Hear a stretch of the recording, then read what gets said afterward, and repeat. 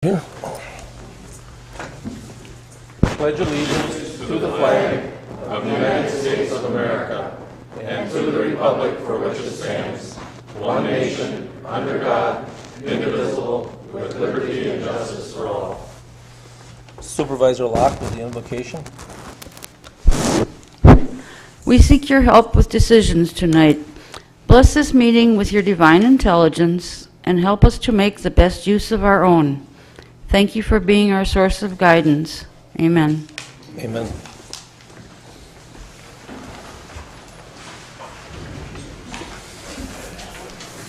Supervisor Robel. Thank you, Mr. Chairman. I'll move for the approval of this evening's agenda. Okay, it's been moved and seconded to approve this evening's agenda. All in favor signify by saying aye. Aye. Oppose? Carried. Is there anybody from the public that would like to talk on anything on the agenda this evening? Now is your chance to talk. Is there anybody from the public that would like to address the board on anything on the agenda this evening? Now is your chance to talk. That portion of the meeting will be closed. I just wanted to there's a list of communications and petitions on the front page of our agenda, and I'm going to refer them to the Legislative Committee Chairman, and he can pick and choose which one of them he wants to put on it, so we're not going to have any discussion on them. We're going to refer that to the Chairman, Supervisor Wingren of the Legislative Committee, and then he can pick whatever ones from that group.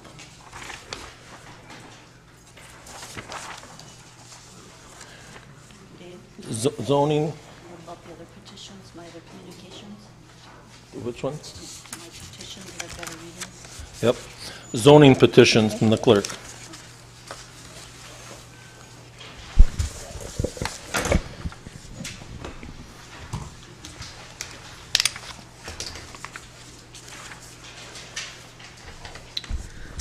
Okay, we have a zoning petition, or petition for zoning amendment from Carrie Rowe, zoning administrator for Winnebago County, for reclassifying real estate in the town of Nakaimai from A1 to A2, referred to planning and zoning. A petition for zoning amendment from Doug Doberstein and Edward Sipek in the town of Vinland, requesting a zoning change from R1 to R2 for storage facility and vacant land, referred to planning and zoning. A petition for zoning amendment from Carrie Rowe, Winnebago County Zoning Administrator, requesting zoning change for property in the towns of Clayton, Neenah, Nakaimai, Nepieskan, Utica, Vinland, and Winchester from A1 to A2, referred to planning and zoning. And a petition from Carrie Rowe, Winnebago County Zoning Administrator, requesting text amendments to the Winnebago County Zoning Code Chapter 23, referred to the Planning and Zoning Committee. Thank you. Thank you. Reports from committees, commissions, and boards. Supervisor Eisen. Thank you, Mr. Chairman. I would like to report attendance at a Wisconsin Counties Association educational seminar held in Stevens Point on Monday, April 20th. This was entitled Emergency Management for Counties. It was an excellent overview of the emergency management function presented by county directors and including lessons learned about disaster response and recovery.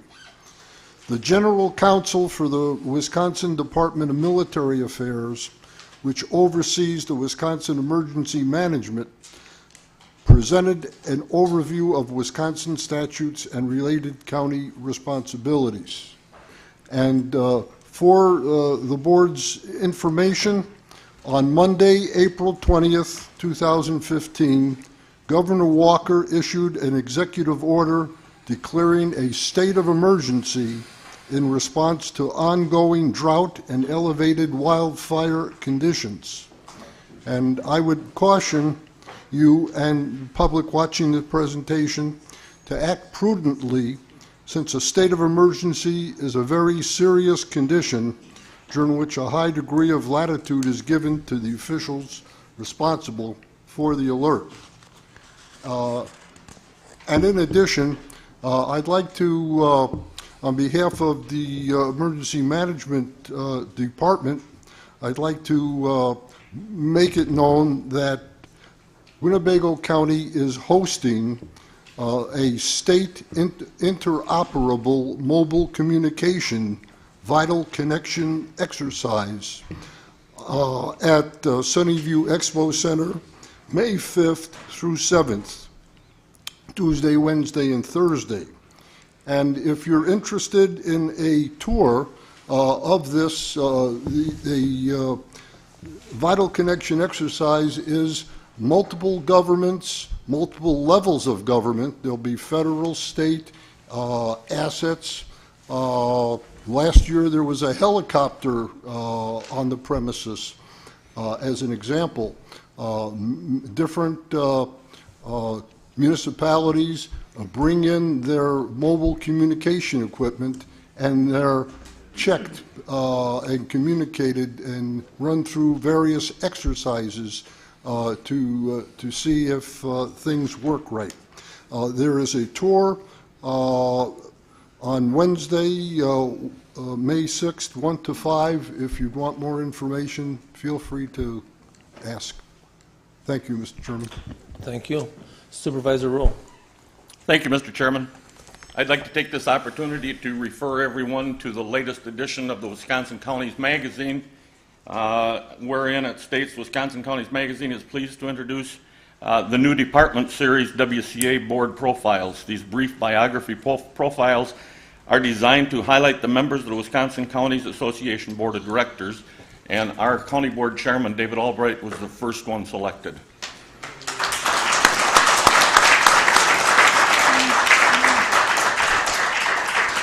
Thank you. Supervisor Parry. Thank you, Mr. Chairman. On your desk, you'll have a picture of our very own County Supervisor, Nancy Barker. This picture was taken at the WLWCA convention up in Appleton, and she was awarded the Woman in Conservation Award, her and 4 other ladies. A very prestigious award. It takes a lot of recognition to get this award, so we certainly should congratulate her for it. I might also mention that she is the longest standing Winnebago County supervisor that is a member of the Land Conservation Committee. She's been on there many, many years. So if you would, join with me and give her a hand. And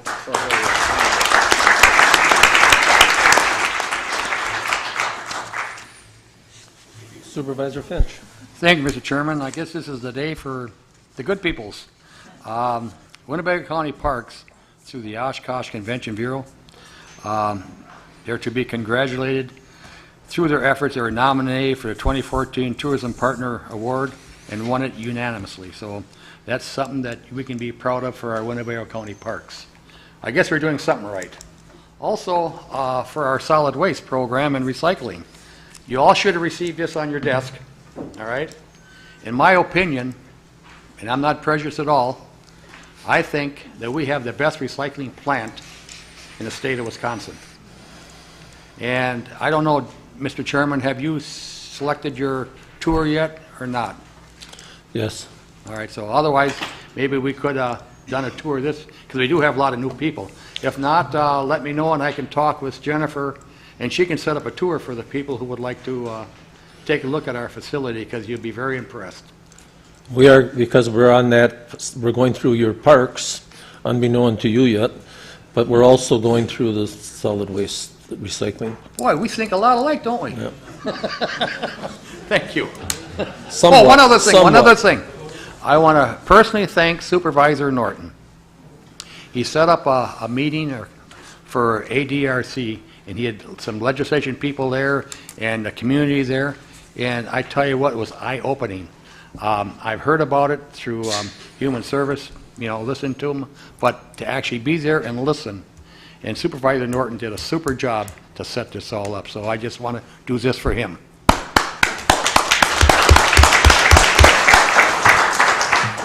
Supervisor Wingren.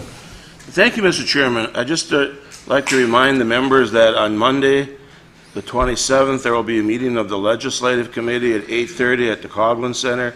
Members should have the agenda and related materials on their desk this evening.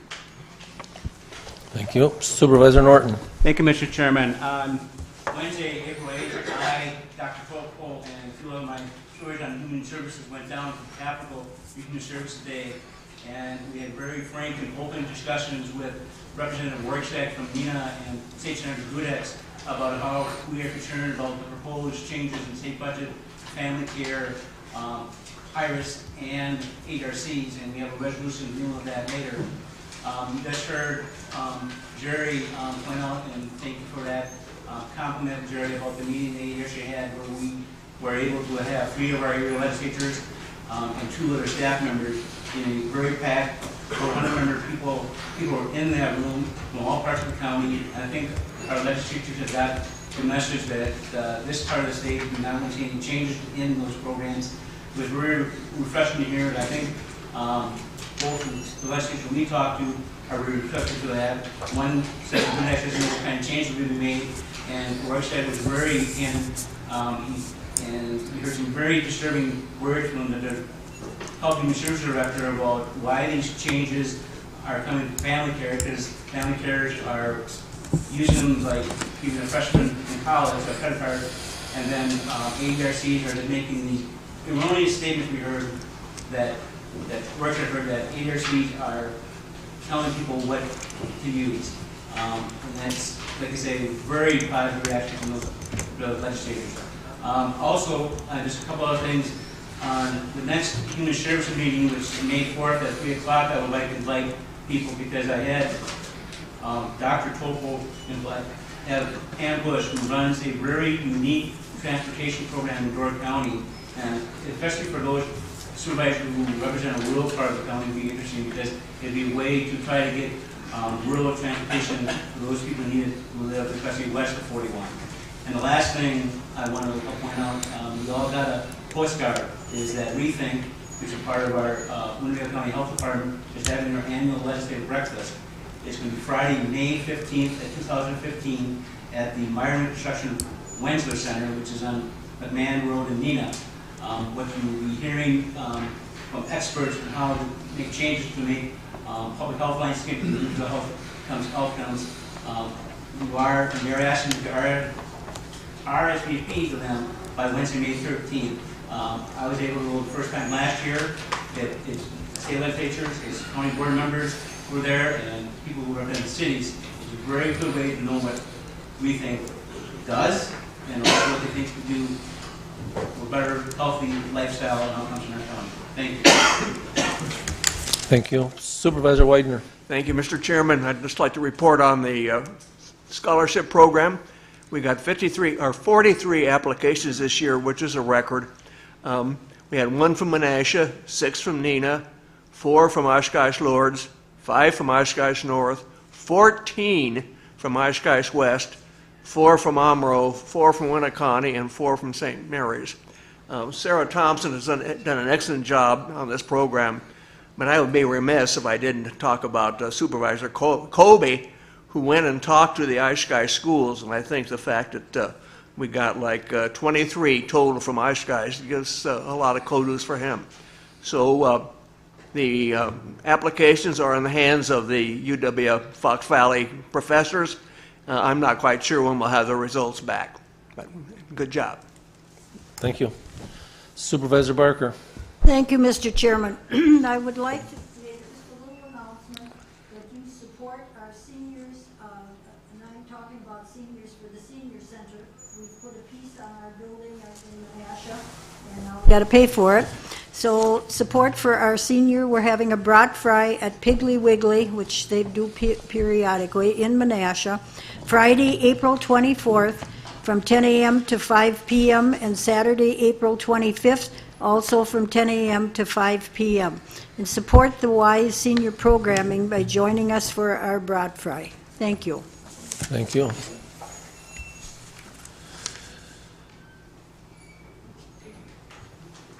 Approval of the proceedings from March 3rd and March 17th, County Board. It's been moved and seconded for the 3rd of March and the March 17th meetings. Are there any additions or corrections on either one? All in favor signify by saying aye. Aye. Opposed? Carried. County Executives Report.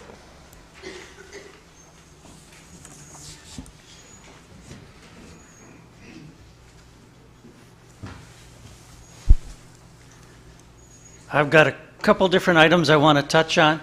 One is that we can be proud of ourselves that as of the principal payment this month, which included about $8 million in regular principal payment and an additional $2 million early prepayment of a bond issue that the board approved late last year.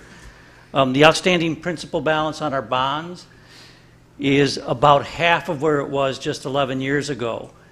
Still a considerable amount of money, about $31 million, but it's come down nicely.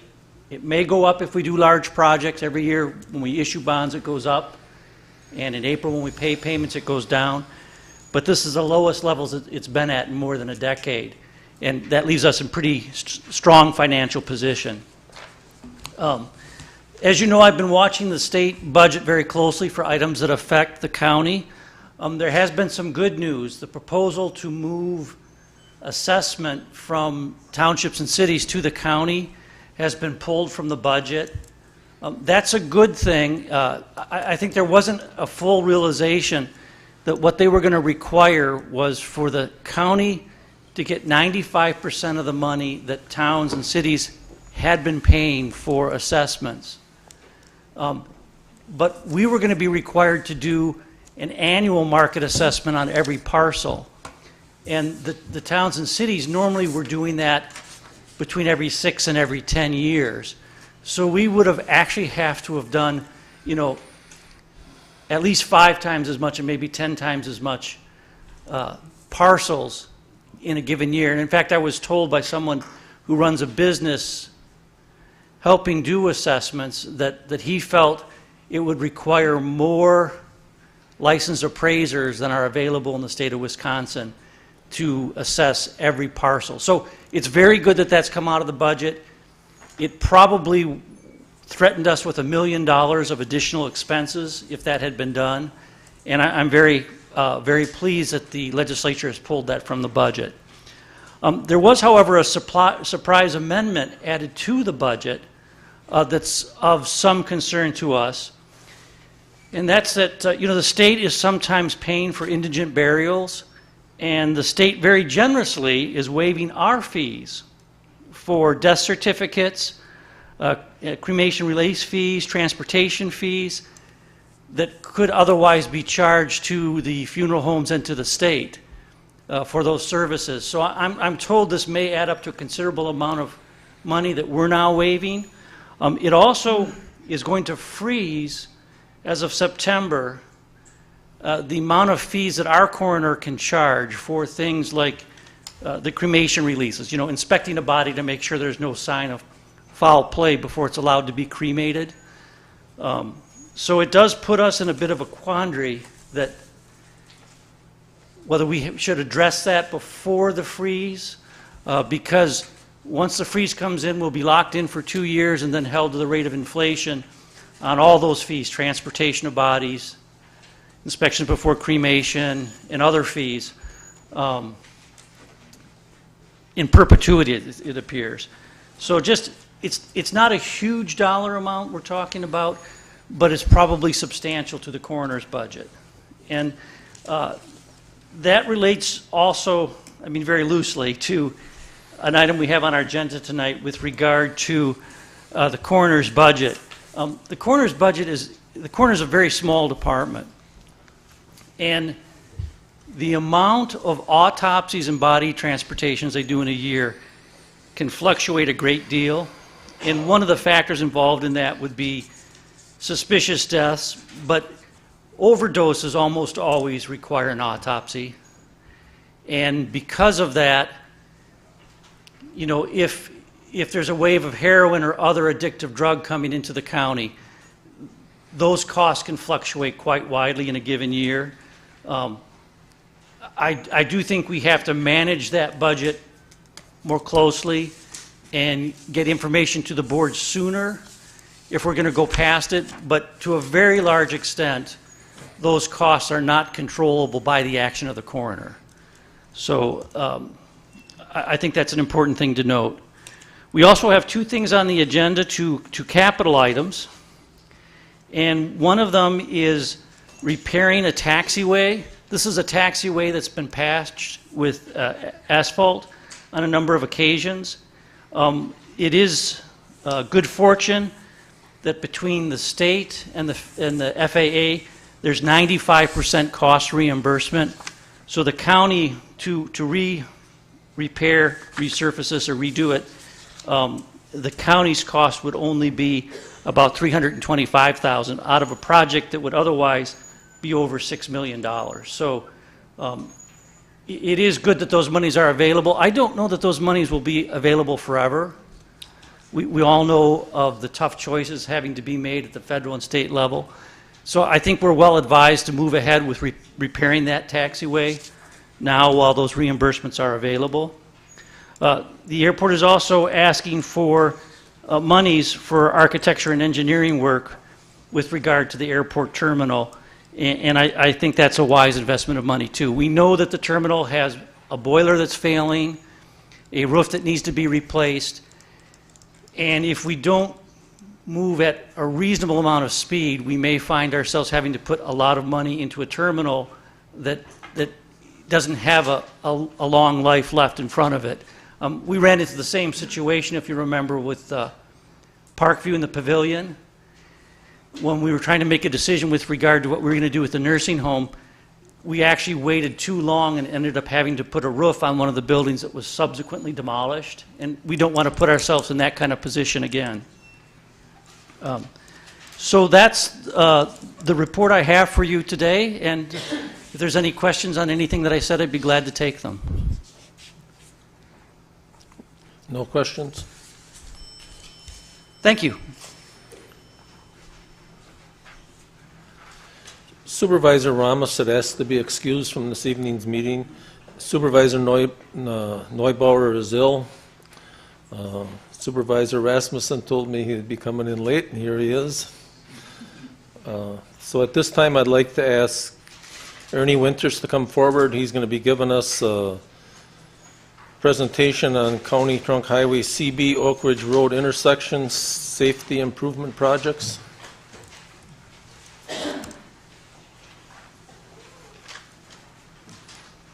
Evening, everybody. I put a little handout, a little bullet point outline summary document at everybody's seat. It's got what I'm going to talk about, and then it has a little map, and then a little picture from Google Maps, a satellite picture of the intersection. I'd like to talk about the CB Oak Ridge Road intersection that we're proposing to improve, do a safety improvement there, hopefully in the next couple of years. This project was in our capital improvement plan to begin design this year. At this time, CB is a through movement and Oak Ridge is a stop condition, both directions. The median is quite wide there, which contributes to some of the issues. We had an intersection analysis done, and this was not a real deep dive, but it was a snapshot of the intersection done in 2008 to look at the safety and whether intersection control was warranted. At that time, it really wasn't warranted. We updated that study, brushed it off, and looked at it again in 2013. Both of those studies looked at accident rates, the characteristics of the intersection, the geometrics, the traffic delay times, and then looked at alternatives. Numerous crashes have occurred at that intersection. From 05 to 07, there were 23 reportable. In 08 to 12, there were 20 reportable. There have been some serious injuries and possibly one fatality, although I'm not positive about that. I'm not sure how close that was to the actual intersection. I think it's pretty common sense to say traffic volumes are increasing and will continue to increase as we continue to see growth along that corridor. And again, the intersection is quite wide and doesn't offer a lot of shelter area, and that contributes to the problem. Speeds are 45 miles an hour with the average about 50. Delay is really only significant at peak travel times. And what that kind of means is, in traffic engineering concepts, the intersection functions at probably about a B level. A level would mean no delays basically at any time. So 5 o'clock in the evening, 8 o'clock in the morning, sometimes around noon, you're going to experience some delays on Oak Ridge Road waiting to get across. And CB does rise to the south a little bit from the intersection, and that does restrict the sight distance, which also can affect the safety of the intersection. What we've kind of concluded on this is that warrants really aren't met today, but they are close. And by warrants, I mean, do we have the combination of volume, delays, geometrics, and safety at the intersection so as to put up four-way stop signs, traffic signals, or roundabout, or look at something a little more complicated like a bridge, obviously would be terribly expensive, or rerouting one of the roadways. Typically, roundabouts are considered as an alternative to traffic signals, and I think generally speaking, most people don't want to see stop signs or signals any more than we have to have them. With that rise on CB, we'd probably, if we do this project, we'd have to look at doing something with that little hill. It's a possibility there's utilities and gas in the hill. It could be kind of expensive to relocate utilities in order to lower that. And obviously relocating Oak Ridge or building a structure would be very expensive. There might be safety funding. Typically the state recruits projects every year or two on safety projects, high volume, let's see, HSIP, Highway Safety Improvement Projects. We could apply for that, and I would expect this project would be very competitive for those dollars. And speed limit reductions or increased enforcement work somewhat, but it's usually only temporary. Once the tickets stop being issued, the speeds pick right up again. I'd like to come back to the county board at the next meeting and ask for $100,000 to begin design of this project, which would start with another safety evaluation, a little deeper dive that would hopefully reveal what the improvement needs to be. I expect this to be a roundabout project. I don't see that it would go any other way. I don't know that we'd want signals there, and I think anything more severe than a roundabout wouldn't be warranted. We would do an ICE evaluation, which is an intersection control evaluation. That's required by DOT if you're going to qualify for that funding. You have to show that you did that work prior to design. And again, this would look at all these variables: future growth, intersection geometrics, accident history, severity of accidents, turning, how the accidents occurred, what the turning movements are. There's quite a long list of analysis that would go into something like this. I'd be happy to answer any questions if anybody has any. Supervisor Widener. Thank you, Mr. Chairman. I do have a couple questions. I was involved in the study back in 2008 or 2009, one of the few times I get called from the... we looked at that time of cutting off the hill, you know, and I guess my question is, if the $100,000, is that our money, or is that something you apply when you talked about from the state? That's our money. That's to do a little more analysis and begin the design work that will design the project. Okay, so we pay the $100,000, and depending on how that comes out, then we apply from the state. Is that correct? I would begin applying almost right away. But yes, basically that's the concept. Okay. Supervisor Haig. Thank you, Mr. Chairman. Thanks, Ernie. In regards to this intersection, is this city of Neenah, town of Neenah? Town of Neenah, I believe. Yeah.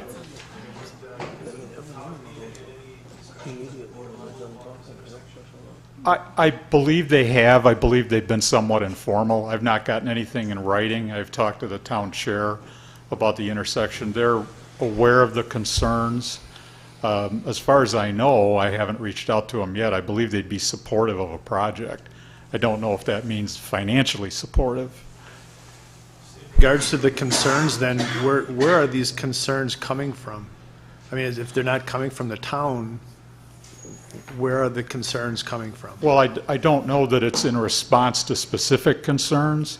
It's getting to the point where, with that number of accidents, I think it seems as if the county should be proactive and look at addressing something that's only going to get worse and we'll continue to, in all likelihood, see more accidents and maybe increase in severity. I've had calls from individual residents about it, but there's no big push from the town of Neenah to do this, as far as I know. In regards to those accidents, are they during the day or at night? I'm not positive. I think there's probably some of both, but I don't know that. I asked that question specifically because one of my son's friends was in an accident at that intersection, and it was at night, and I would be willing to bet that a number of the accidents there are at night. It's very poorly lit. And I would think that instead of maybe spending $100,000 for a study, maybe if we lit that intersection or went in with the town and put some additional lighting there, that maybe that would suffice in maybe reducing the speed limit there too. I'm familiar with that stretch of road and that intersection, and it's very dangerous both in the early morning and evening riding the bike, your bike on the CB trail there as well. Right. So maybe something a little bit simpler. I'm always an advocate for more conservative means of controlling the traffic at these types of intersections, and I would definitely think that just looking at those accidents to see what is the demographic of those people involved in those accidents there, and what time of the day might shed a little bit more light, if you will, on what we might need to do at that intersection. Thank you. Supervisor Keel. Just a point of information, new here. So taking that, is it the South Hill, south of the intersection, that would have to come down either way on any option? It likely would have. It should, yes. It's pretty close. Okay. So that kind of an ice concern if you have to slow down sort of thing? Well, it's a sight distance issue. People wanting to cross, if cars are coming fast enough, they just get on them so quickly because they're hidden by the hill. Okay. Partially. All right. Supervisor Finch. Thank you, Mr. Chairman. I only live about a mile from here, and majority of accidents I saw has been during the daytime, not, at night, At the same token, the question I have, and I'm not a lover of roundabouts, not at all. What's the big dollar difference between a roundabout and traffic lights? Or four-way stop signs? I mean, if we're going to be concerned about the safety of our people, then why not do it the best way and the most economical way? Because if you put up stop signs, you don't have to touch the hill. You put up street lights, you don't have to touch the hill. Or excuse me, stop lights. Correct. You don't have to touch the hill. So what's the big difference? Cost-wise, it's enormous. A roundabout there would be over $1 million. Signals would be under 100,000. Stop signs would be, it depends. If you get blinker stop signs, it'd be a little more expensive, $5,000 or less. Well, you just told me right now that as a taxpayer, I'd rather see either the stop signals or four-way stop signs. Typically, you try not to stop traffic on an arterial road. That's what they're built for. They're built to move traffic. I understand that part, but it's also built to keep people safe. Right. So, right. Thank you. Supervisor Widener. Thank you again, Mr. Chairman. Just a piece of information. When I was involved in this the first time around, it did come from the city or the town of Neenah. So whether they really come back and ask it directly, they did the first time around. Supervisor Farley. Thank you, Mr. Chairman.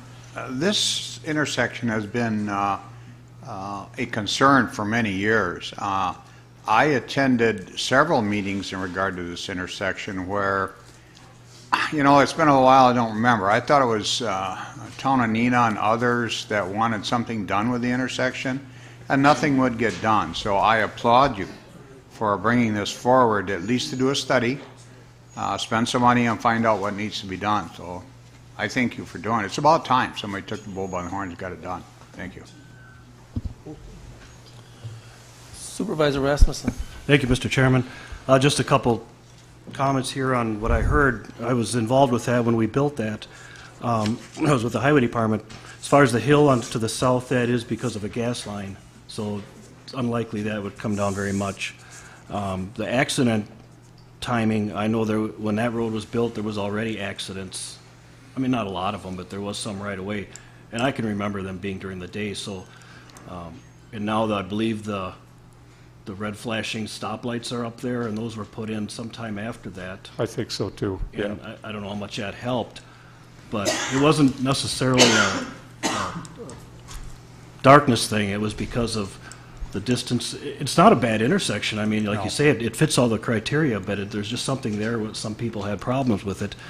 And then in regards to the signal lights or four-way stop, you're right, that's a collector road, and there's already too many signalized intersections on that road. That road was built to move traffic, and a roundabout, even though it's very expensive, that's a very simple way to keep traffic moving all the way around, and they are very safe. So, thank you. Thank you. Supervisor Rule. Thank you, Mr. Chairman. I haven't thought this through, and obviously we'll have a chance if you're coming back next month. But in the conversation you were having with Supervisor Finch, something stuck out. You're possibly coming back next month asking for $100,000 to do a study. In lieu of the study, we could spend $100,000 on a regulated stop-and-go light and wouldn't have to do the $100,000 study.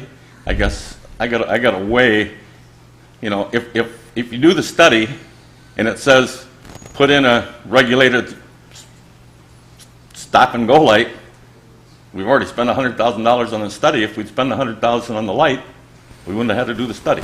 I guess I gotta think about that one. Sure. Can I answer that? It's really not 100 for a study, and if I made people think that, then that's not true. I'm sorry. It's to begin the analysis that the state requires so that we can submit an application for safety funding, and part of that application, did you study the intersection and have you done design to the point where you know what the improvement's going to be? So it's a study and to begin design. It seems as if a roundabout would be, in my mind, from the traffic engineering point of view and moving cars and keeping people safe, a roundabout would be the best solution there. Not that signals wouldn't work, but again, we get into stopping every block or two, as it is now on a lot of streets, and we, generally speaking, when you want to move that volume of traffic, there's about 6,000 cars a day on CB, you don't want to stop them even periodically. You want to keep them moving. But I can't argue that this is not a drastic situation. The pavement's in good shape. It's more a case of we're trying to be proactive, and we're trying to, honestly, most of these accidents are driver error. A lot of accidents are driver error, and sometimes it's our job to protect people from themselves, quite honestly. If I may, something you just said, correct me if I'm wrong, but it sounds like you said stopping traffic every block or two. Isn't the next stop intersection at Winnebago to the south and I to the north? Right. That's a lot more than a block or two. And I didn't mean this case in particular. I just meant generally. Supervisor Smith. Yes, you're familiar with the roundabout at County N and 10 in Outagamie County? Yes. Okay. Would that be a similar type of roundabout if we went in that direction? Two-lane, double-lane roundabout? It would in all likelihood be double-laned, and there may even be curbing inside to direct right turns and various dedicated turns. It would not be a simple one-lane roundabout. Okay. I think I used that intersection on, the reason why I used an example of 10 and N is I've used that intersection for many years, and I've been witness to a couple accidents there prior to the roundabout, and I understand virtually there hasn't been an accident since. They're definitely lower speed accidents. I mean, typically people don't get badly injured in roundabout crashes. Well, there's a whole lot of difference between a broadside or a side swipe. Thank you, Ernie. Supervisor Olson. Thank you, Mr. Chair.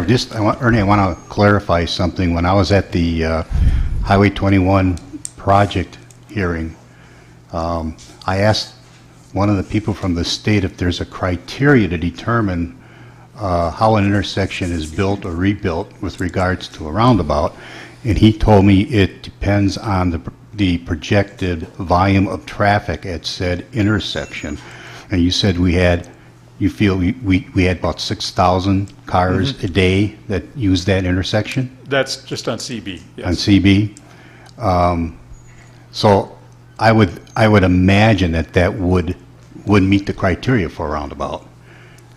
He didn't tell me what the volume was. He just said the intersections are determined by traffic volume. Right. So, right. Okay, thanks. Thank you. Okay, thank you, Ernie. Thank you.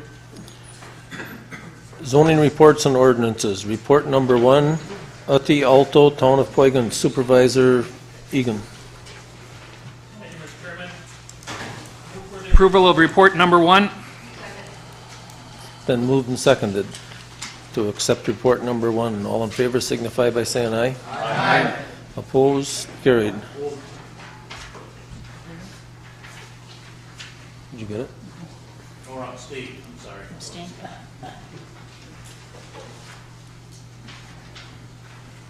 A mandatory ordinance number 04115, or rezoning to R1 and R2 for tax parcel number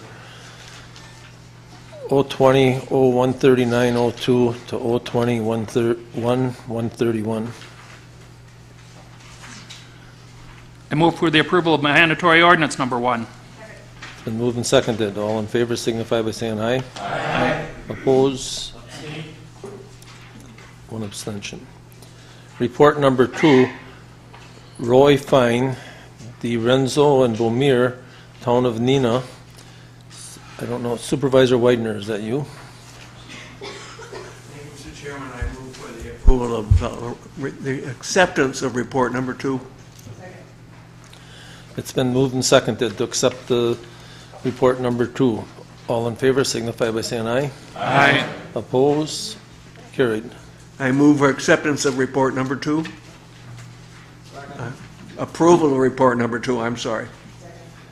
You mean a mandatory ordinance?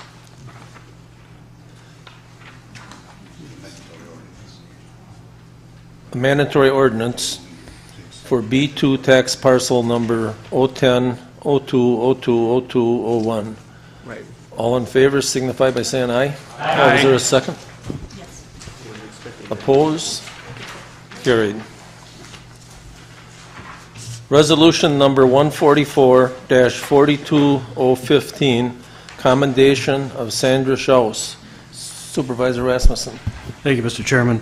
I move for resolution number 144-2015. Been moved and seconded. Sandy Shaws served with the Winnebago County Sheriff's Office for over 29 years after starting her career in 1986 as a 911 dispatcher.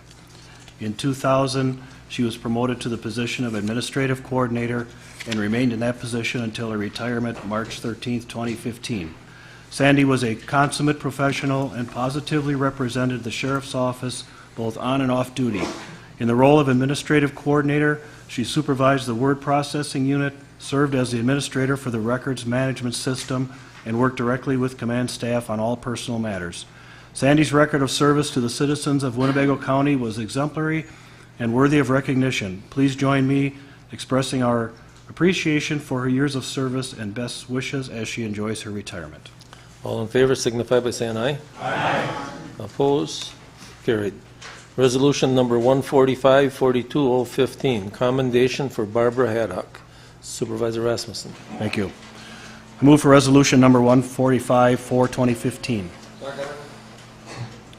Barb Haddock began her employment and what became her passion at Parkview Health Center on November 28, 1977. Her retirement on April 1st came after 38 years of dedicated service as a certified nursing assistant. She continued to love her job and was appreciated by the residents she cared for each and every day. Barb has always had a cheerful, positive attitude and a good sense of humor that was well received by all. Please join me in expressing our wholehearted gratitude for Pam's years of service and best wishes for her future in retirement. All in favor signify by saying aye. Aye. Opposed? Carried. Resolution 146 for 2015, commendation of Dennis Starling. Supervisor Rasmussen. Thank you. I move for resolution number 146 for 2015. Dennis Arling began his career with the Winnebago County Sheriff's Office in 1992 as a deputy sheriff assigned to the Corrections Division. He spent the next 23 years working in a variety of positions, including GPS compliance, and also held the supervisory rank of corporal. In January 2008, he was assigned to the Court Services Unit, where he remained until his retirement April 1st, 2015. Throughout his career, Dennis was a loyal employee who worked in furtherance of the Sheriff's Office mission. In 2002, he was hand-selected to serve on the transition team that developed policy and coordinated the logistical movement of the Sheriff's Office from the Public Safety Building into the new complex in 2003. Dennis's professionalism and meritorious service is both commendable and appreciated. Please join me in expressing our gratitude and best wishes as he enters retirement and begins his next chapter. All in favor signify by saying aye. Aye. Opposed? Carried.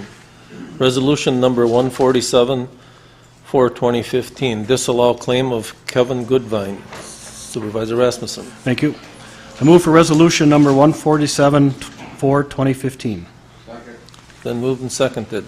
All in favor signify by saying aye. Aye. Opposed? Carried. Resolution 148 for 2015, approved value of tax deeded properties. Supervisor Rasmussen. Thank you. Move for resolution number 148 for 2015. Second. Then moved and seconded. All in favor signify by saying aye. Aye. Opposed? Carried. Resolution 149 for 2015, support restoration of complete streets as well as $2 million in funding of the Transportation Alternatives Program. Supervisor Wingren. Well, thank you, Mr. Chairman. I move approval of Resolution 149 for 2015. It's been moved and seconded. There are some questions. Supervisor Widener. Thank you, Mr. Chairman. I think one of the problems we have with these is that with the governor's budget, there's a lot of items that people have some concerns about or questions about. And we struggle with this in several of the things of trying to come up with the top one or two items that we think is important for the facility, or in this case, for Winnebago County. And what I see is where it's got three on this, and I think we had some last month. I see in the legislative committee there's at least one or two more. And I think it's important that we determine which are the important ones to us, for us to go in and say to our legislators, here, I got a list of 20 things that I want to do. And the legislators can't do that. So I think it's important that we sit back and say, which of these items are the ones we really want to have and not ones that would just be kind of nice for us to have. Thank you. Thank you. Supervisor Keel. Thanks, Mr. Chairman. Can you make sure, can we take the vote officially on these? I plan to abstain. And I, again, would urge people who feel strongly to contact your local assembly person and senator, as I've found a good relationship with a lot of them and have back and forth with their staffers, and I think a lot of that's more authentic than some of the overall things. That's just my opinion, but if I could officially abstain when you take the vote, appreciate it. Thanks. Okay. Supervisor Norton. Thank you, Mr. Chairman. At this time, I would like to amend this and restore it to the resolution that was passed by both the Health Board and Parks Committee. And what would be, I would add a whereas clause after the last whereas, and would say, read, whereas the governor's budget would essentially eliminate the stewardship fund, the Knowles Nelson Stewardship Fund works to purchase and protect land for future generations. Funds for state trail purchases are included in the program. The governor would stop all purchases for over a decade. And then in the last paragraph, in the now therefore be resolved, that I would change the period after the word program to a comma and add the words, and restore the funding for the stewardship fund. Got that, so? You're amending the paragraph you gave me. Yeah. I gave this yesterday, the language to Sue, and Sue, the only language I didn't give to you was the added language to the end of the now therefore be resolved, where change the period after program to a comma and add the words and restore the funding for the stewardship fund.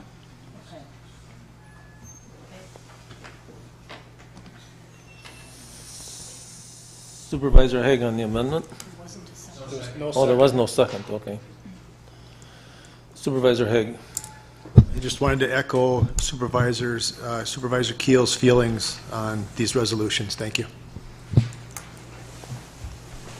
Okay, we'll vote by our iPad. Vote aye if you approve, no if you don't.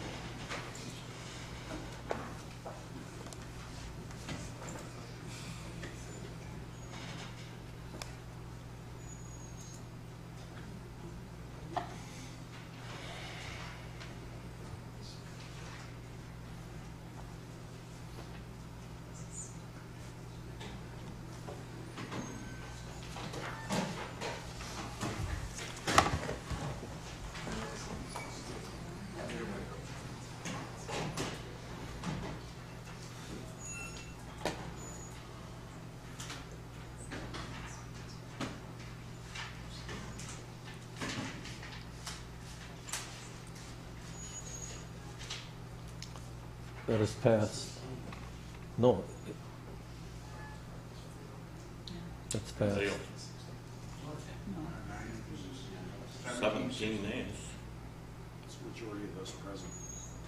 So it passes. Need 9 for. No, right? It adds the abstentions together. You need 17, you only got 16. Right? He's checking.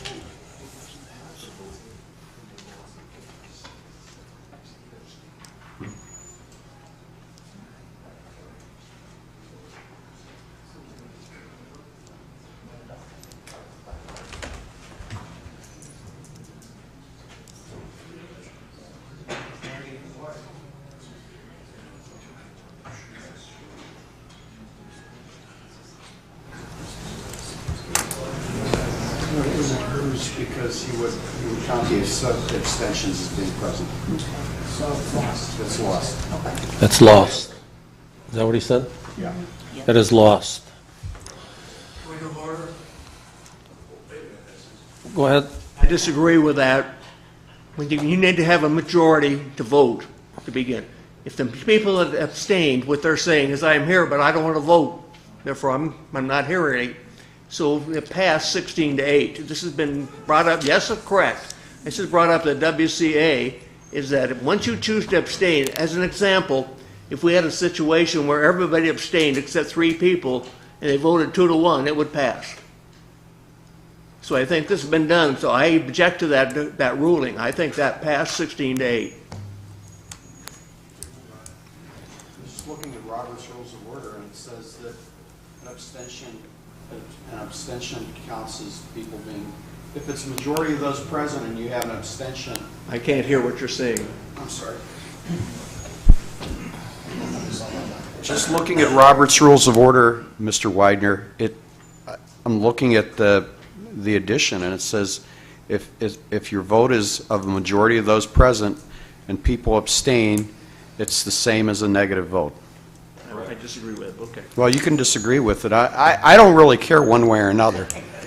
Here, that's okay. I don't have a dog in the Okay. fight. We're going on now to Resolution Number 150 for 2015, approve and request of Premier Soda Creek Estates LLC for Winnebago County to grant a temporary construction easement to facilitate a building of a walking path from Pre to Soda Creek Estates to multifamily housing project and to the community parks. Supervisor Finch.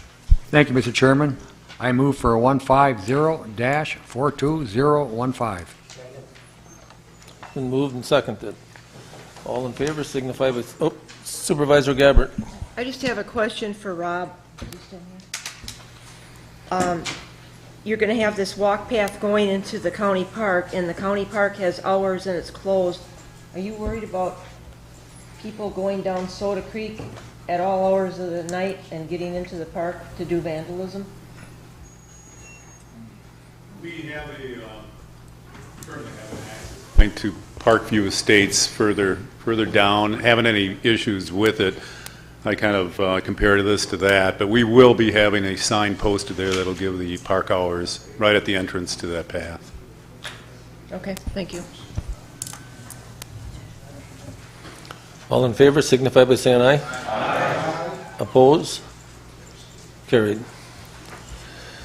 Resolution 151 for 2015, urge the Wisconsin legislature to seek alternative revenue sources in order to reduce the borrowing required to fund the transportation portion of the state budget.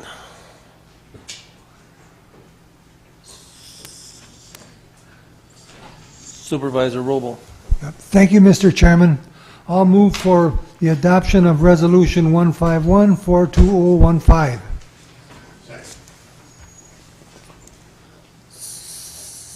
Supervisor Thompson. Thank you, Mr. Chairman.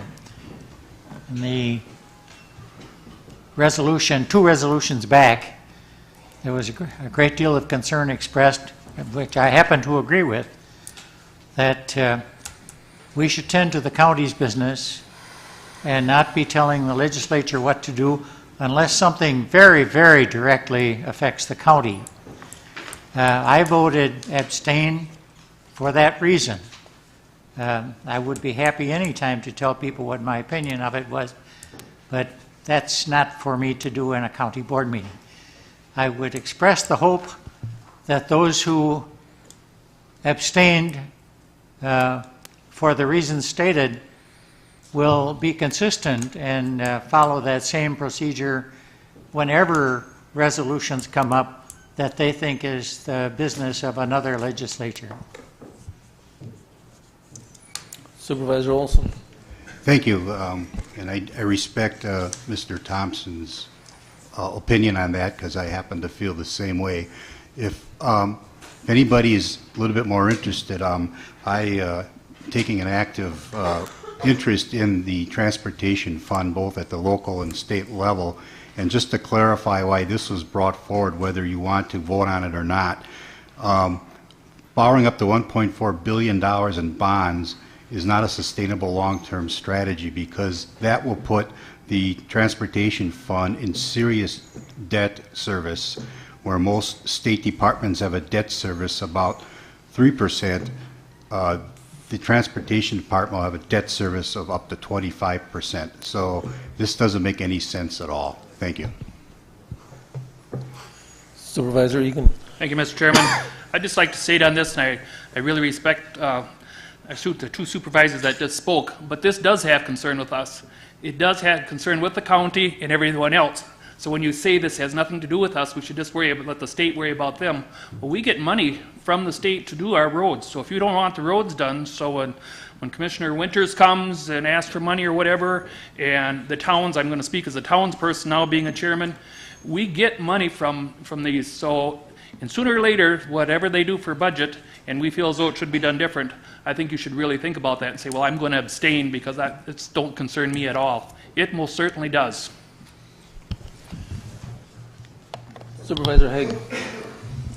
Thank you, Mr. Chairman. I certainly agree that it does have a direct influence on what we may or may not do here in the county. With that said, I would like to see something more specific than just a resolution that urges the Wisconsin legislature to seek alternative revenue sources. And if we're going to tell them to seek something different, let's be more specific and tell them what it is to seek. So again, I would urge others to abstain from voting on this. Thank you. Okay, we'll vote by our little iPad again.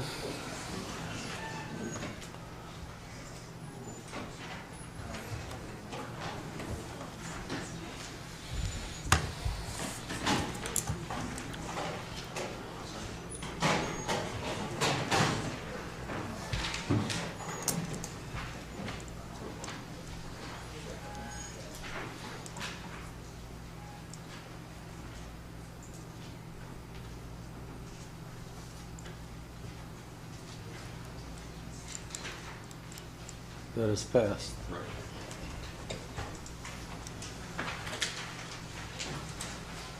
Ordinance number 152 for 2015, amend chapter 21.5, parent 6 of the general code of the Winnebago County entitled fuel flowage fees. Supervisor Wernke. I missed you, Mike. I apologize. Your approval of Resolution 152-42015. Been moved and seconded. All in favor signify by saying aye. Aye. Oppose? Carried. Resolution 153 for 2015, oppose Governor Walker's 2015-2017 budget proposal to dismantle Workman's current long-term care system, Aging and Disability Resource Center, ADRC, Family Care Program, and IRIS Program, and resume previous joint efforts of all stakeholders to continually pursue new opportunities to improve the long-term care system. Supervisor Wingren. Thank you, Mr. Chairman. I move approval of Resolution 153 for 2015. Second. I might just say that this certainly does affect Winnebago County in a very real way. The residents at Parkview are living at the mercy of this particular resolution. I agree that we can call and talk to our representatives individually. I do that, but I think this is so important that these frail elderly don't have maybe the wherewithal to speak. And it's our job this evening to speak for them and to make sure that we have a safety net in place to take care of their needs. So I would strongly urge you to support this. Okay, we'll vote by our little iPad. Vote aye if you approve, no if you disapprove.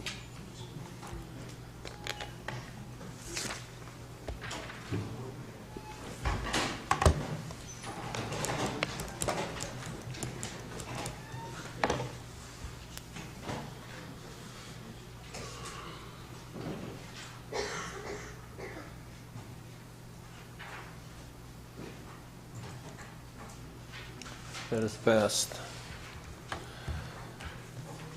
Resolution number 153 for 2015. That's what we just did, right? Resolution number 154 for 2015, amend section 11.1 or point 11 of the General Code of Winnebago County, amend section 11, parent 3 definitions, and amend appendix A of Winnebago County Health Department fee schedule. Who's the vice chair there? Huh? Supervisor Egan. Thank you, Mr. Chairman. I move for the approval of ordinance number 154-42015. It's been moved and seconded. If I can speak on it for a minute, please.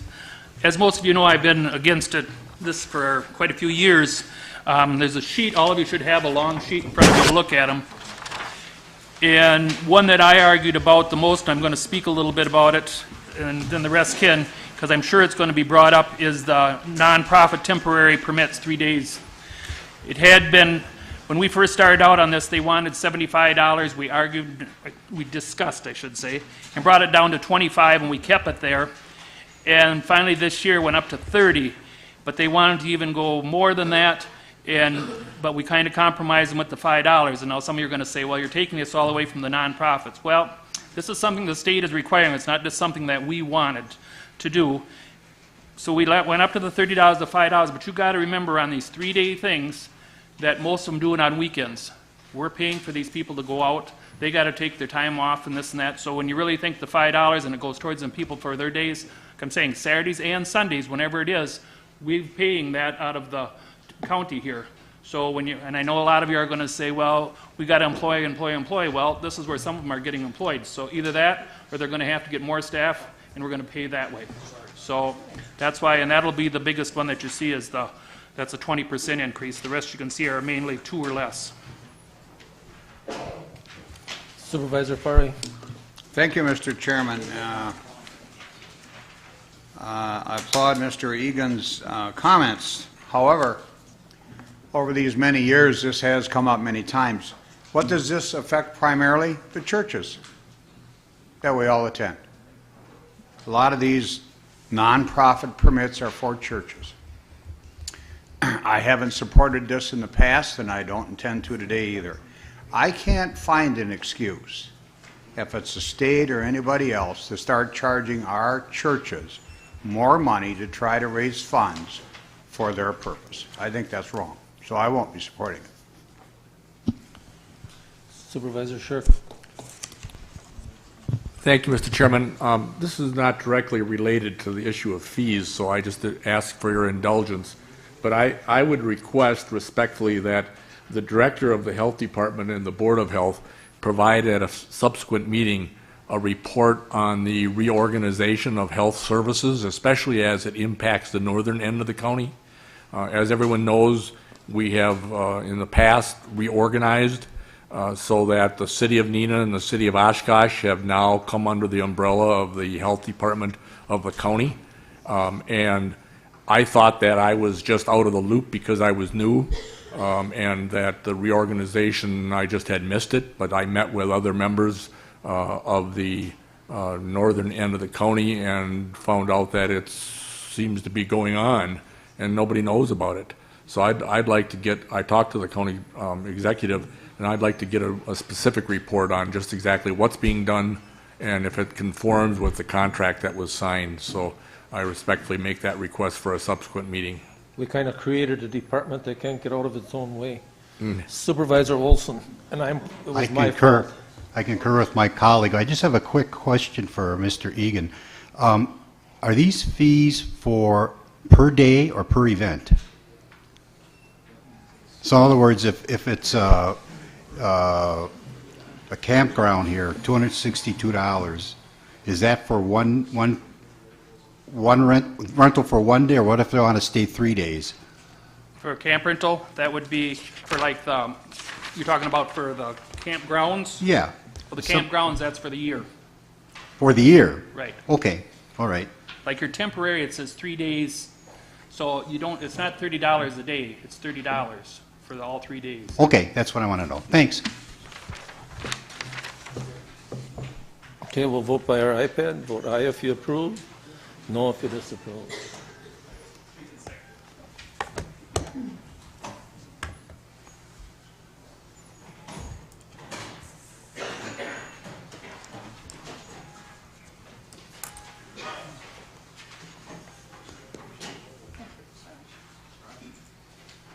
That is passed.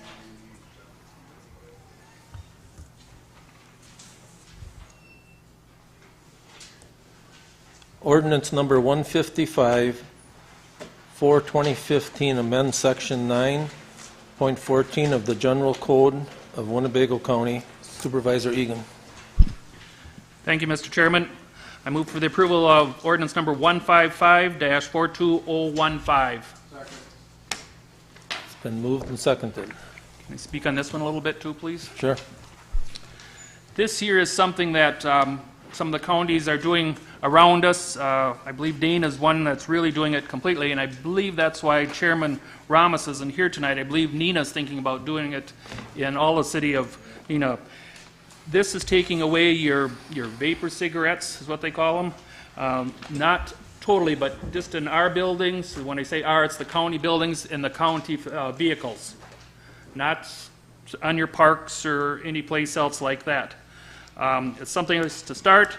They have found some, without nailing it down to which ones, but they have found some that has got as much the nicotine or whatever in it as the other ones, and is harmful, maybe not to you, but to other people, just like your cigarettes or cigars or whatever, your other smoking products. So that is why the group has come up with this, and we feel as though it is something very strong for the health of others as well as the person that's doing it.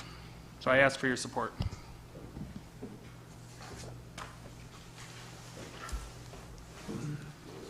Supervisor Farley.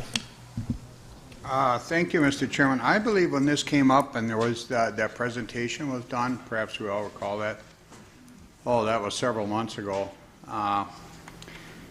After that presentation, I believe we all got all kinds of material, articles, and everything that was sent to us, as I recall, indicating that there was no scientific evidence to say that these were bad. The issue also came up.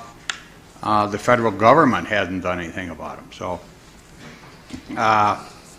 you know, to me, if it's a bad substance and that's been substantiated scientifically, we certainly should support something like this. But until we have that evidence, and I went online to look for it too, by the way, could not find anything. I don't know, it's one of these things I'm not real sure that we're doing the right thing here. So. Just my opinion. Supervisor Hardy. Thank you, Mr. Chairman. I'd just like to note that the last time this came on the agenda, I think the last 2 times this has been on, we had a fairly significant number of the public come forward to at least attend the meeting, if not speak at the meeting. I think that the title of this ordinance may have been somewhat misleading or at least vague enough that neither the media nor the public noticed that this was on the agenda. So I just wanted to point that out. Thank you.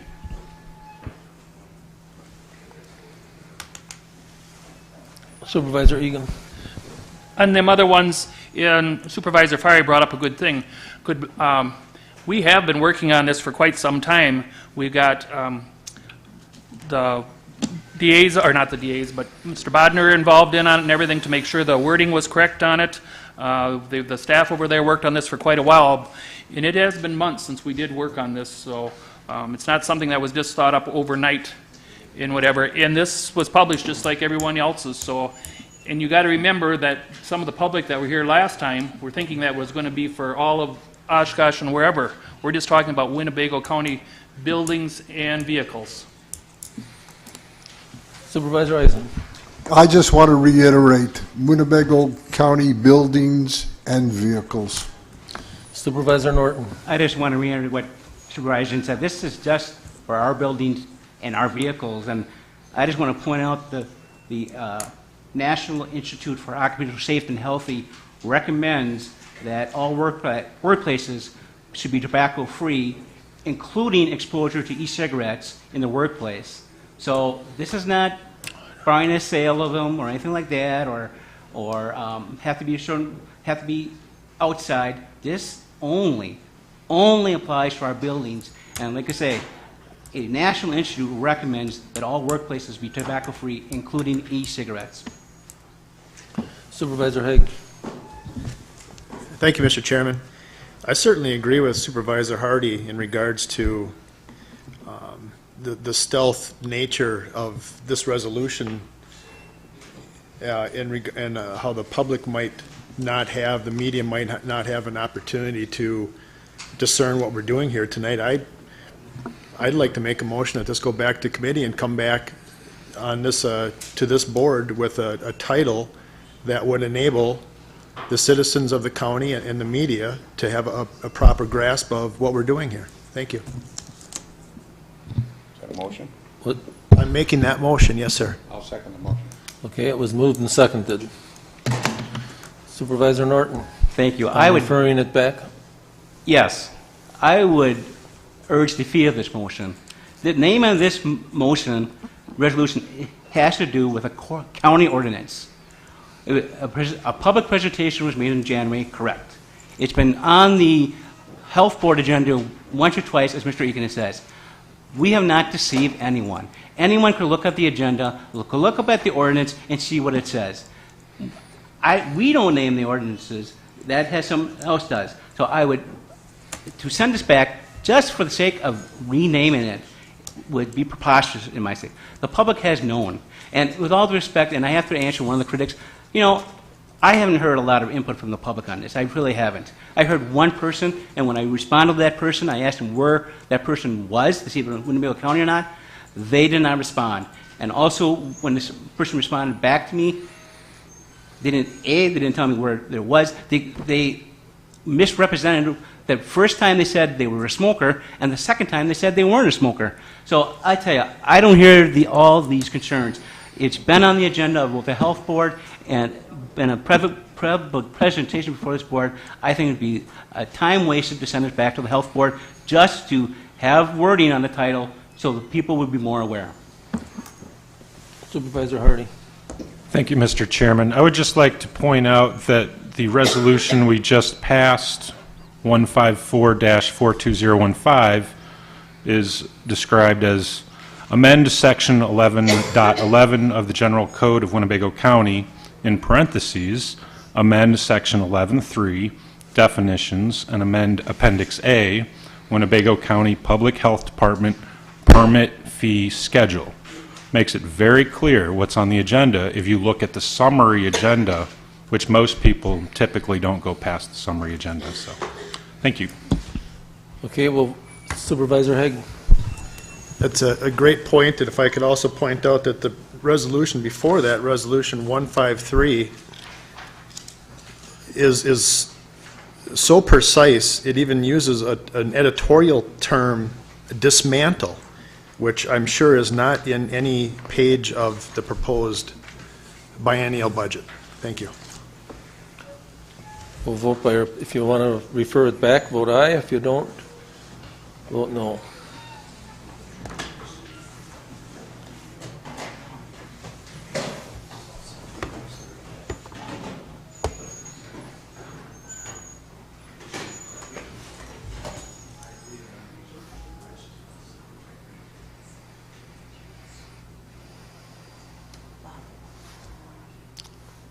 Supervisor Warnke.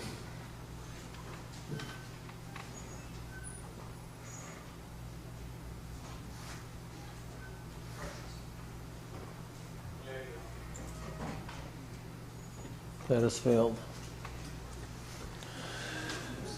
Resolution number 156. Oh yeah, okay, I apologize. Now we'll vote on the resolution. We'll vote. Okay.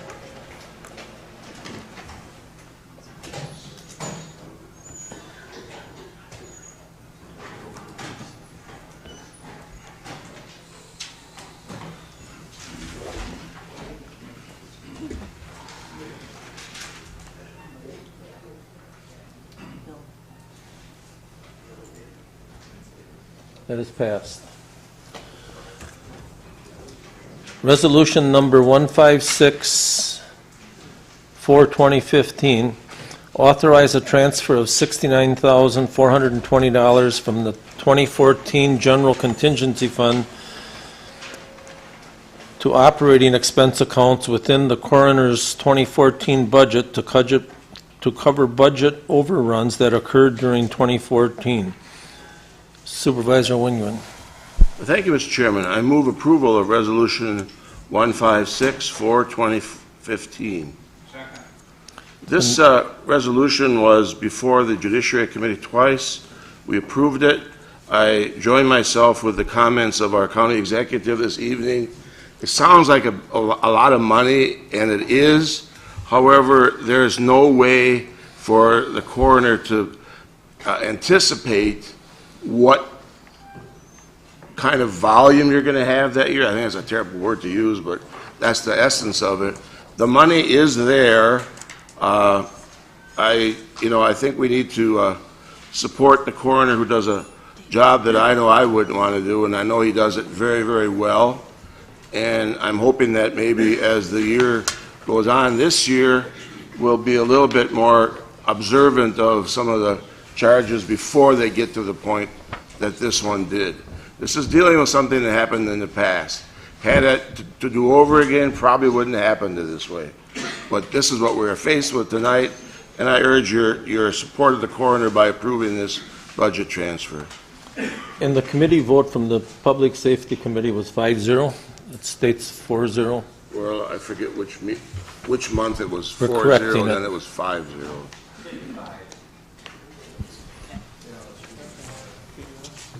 Supervisor Olson. Thank you. Two things here. One, I noticed P and F, it failed in P and F committee. I was curious why. Second, if I can ask the county executive, our finance director, what is the criteria used for developing a department budget so that we missed by $70,000, it's only April? Why don't we anticipate that this might happen and put enough money in the budget in the first place? Chuck, you answer it because it's not the Yeah, that's fine. Well, I mean, basically, when a department develops their budget, they look at their historical activity. And the history didn't identify that there would be that many cases. There just were a lot more cases in 2014 than he could have anticipated. So for next year, you might anticipate the budget will go up a little bit? Based on that history, most likely, it probably will. Okay. And why did P and F, why did they not pass this? Can somebody speak to that? Supervisor Singstack? During our discussion, different things came up, and it was my interpretation that it would probably benefit everybody concerned for the year 2015 that management, the judiciary and public safety, and personnel and finance committees will meet to discuss if any possible financial operation changes are possible. Okay, thank you. I'm a firm believer that if you do the same thing over and over and you expect different results, that's the definition of insanity. I concur, thank you.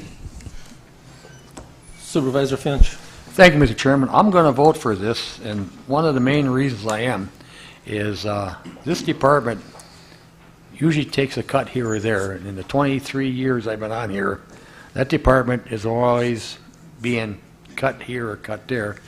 And like Chuck mentioned, you don't know how many cases you're going to have throughout the year. Now, granted, it seems like a lot of money, and I think we should foot the bill. Well, actually, we have to. But at the same token, I don't expect the total to be the same next year. I mean, you know, add it to his budget for next year, and if he needs more money next year, we'll give him more money like we are right now. But you don't know. You know, he doesn't have a crystal ball stating how many cases he's going to have. So I urge everybody to vote for this. Whether you believe it or not, I think the man's doing a good job. Thank you. Supervisor Widener. Thank you, Mr. Chairman. I think one of the issues that we're talking about here is the fact that we should know prior to the end of the year that we're going to run over. And we have on other situations, we have come back to the board and asked for additional money in anticipation of the fact that we're going to run over. And so we had an opportunity to discuss the issue. What we've got here is de facto, it's done. I mean, we really have no choice but to pay this bill. There's no reason we couldn't have come in with October and come in and said, hey, we're going to run over, we need to have some funds to do that. And that fits what we've done with other things, and I think that's what the finance director likes us to have. So yes, we're going to have to vote for this, but in the future, let's come back and say, gee, we're not going to make it. Tell us ahead of time so we got an opportunity to discuss opportunities or other things to do about it. Thank you. Thank you. Supervisor Fari. Thank you, Mr. Chairman. One of the major concerns I had, and I did call about this today, was the second whereas. This is basically saying some employees, I believe there's one, who worked in excess of 1,200 hours, which is the limit, and now becomes eligible for the Wisconsin retirement system. The assumption would be there then that that person is going to need to work over 1,200 hours next year, the year after, etc. If we have to start paying in for that person's retirement, which we did not before, you're going to have increased costs, and that's estimated at about $6,000 a year. In addition to that, and I thank the county executive for bringing it to our attention, and I want to repeat it if I might.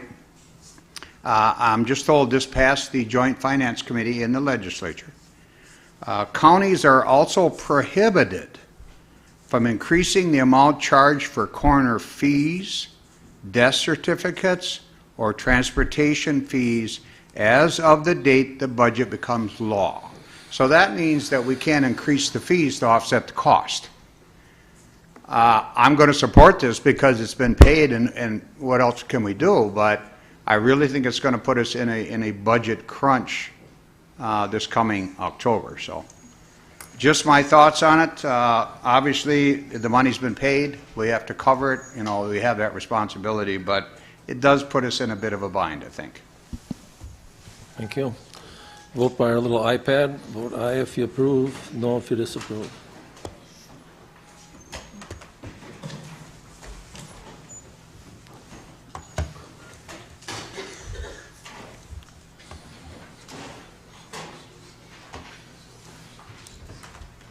That is passed. Resolution 157 for 2015. Authorize a transfer of funds totaling $14,600 between accounts within the Emergency Management 2014 budget. Supervisor Eisen. Thank you, Mr. Chairman. I move for approval of resolution number 157-42015. It's been moved and seconded. All in favor signify by saying aye. Aye. Opposed? Carried. Resolution number 158 for 2015. Authorize a project at Whitman Regional Airport to reconstruct Taxiway B and appropriate $6,500,000 to be funded as follows: $5,850,000 from Federal Aviation Administrative Airport Improvement Program funds, $325,000 from the Wisconsin State Airport funds, and $325,000 from Winnebago County Board proceeds. Supervisor Wernke. Move the approval of resolution 158-42015. Supervisor Singstock. Thank you, Mr. Chairman. I move to amend this resolution.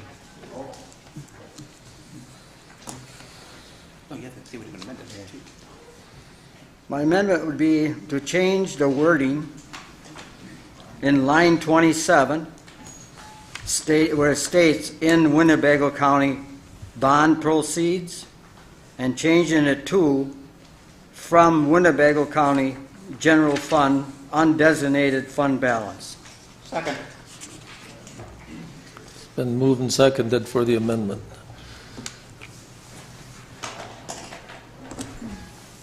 Supervisor Hardy on the amendment. Yes. What is the balance of our general?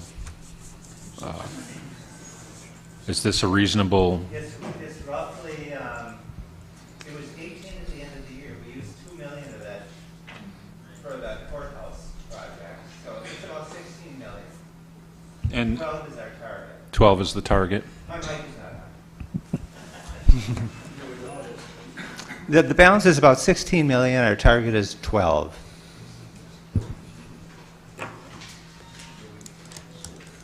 Okay, we'll vote by our All in favor of the amendment signify by saying aye. Aye. Oppose? Okay, we'll vote by our iPad.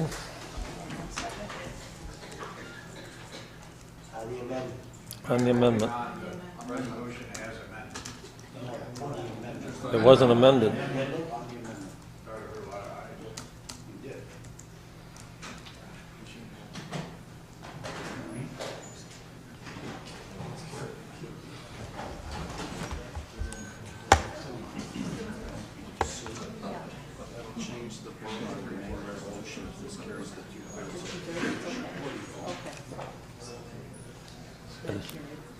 That is passed. It's just on the amendment. On the amendment. Okay, now back to the resolution. It changes the requirement for vote to 2/3 of membership now. We did that last month too, right? It was changed it back.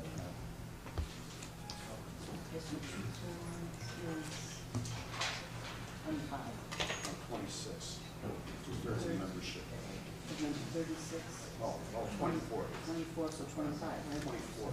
24. He's 24, okay. Vote right away? Okay, we'll vote right away.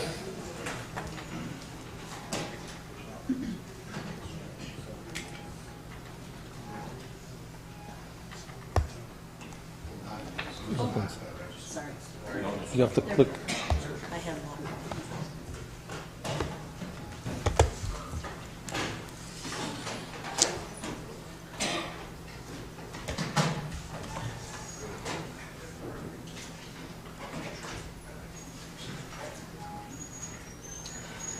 Jerry's got to finish. Jerry, finish.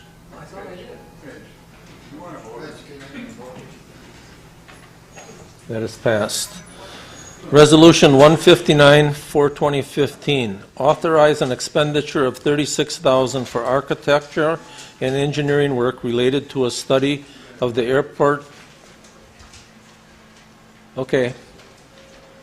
We're trying to conduct business. Authorize the expenditure of $36,000 for the architecture and engineering work related to a study of the airport terminal office and determine whether to build a new facility and raise the existing building. Supervisor Warnke. Move for your approval of the resolution 159-42015. It's been moved and seconded. Supervisor Shirk. Thank you, Mr. Chairman. Just a couple of questions. Is the amount for the raising and construction of a potential new facility in the budget? No. No. It's not in the budget. So no previous studies have been done as of this time? Peter, would you answer that?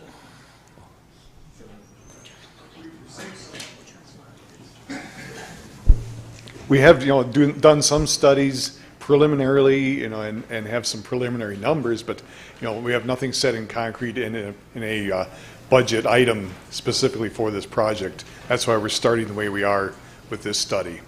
Thank you. Supervisor Haig. Thank you, Mr. Chairman. In regards to the third whereas on line 11, whereas building a smaller facility would result in lower utility and operating costs, how much smaller? What are we even kind of looking at? What did the RFP look like, or what?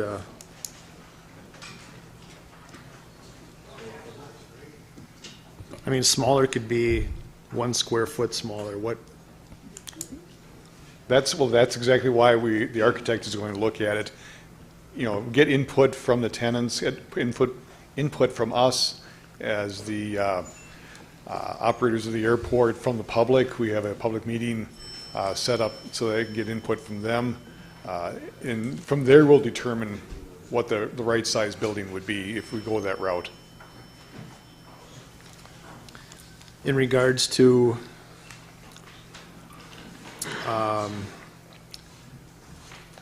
the therefore starting on line 17, it talks about airport budget, hire an architect engineer to evaluate the situation and make recommendations as to repairing or replacing the facility. And I believe that there is one other, whereas on line 14 also talks about due to the age, condition of the facility, amount of vacant space, questionable as to whether it make economic sense to replace the roof. I think we know that it doesn't make economic sense to replace the roof or replace the existing infrastructure of that building. I think we also know that we're not going to be bringing a recommendation to the board to repair the existing structure. So do we need $36,000 if we're not going to be evaluating replacing the roof, replacing the current infrastructure, or repairing any known failing elements of the current structure? That was part of the RFP that the architect who won the bid would evaluate the existing building, at the same time evaluate whether it's more economical to construct a new facility. Right, I understand that. That's why I asked the question. Yep. I think that we're all very aware, it's abundantly clear to this board that the current structure is not worth repairing. That's why I asked the question about the $36,000. Well, we need that much if Omni does not need to evaluate the feasibility of replacing the infrastructure of the current facility or repairing it. You know, I guess in my opinion, they will not be spending much time evaluating the current building. Why spend any time evaluating? But then part of the study also has to determine, you know, like I said, meeting with the tenants who may potentially be in the building, with us, with the public, to determine what should be in that building.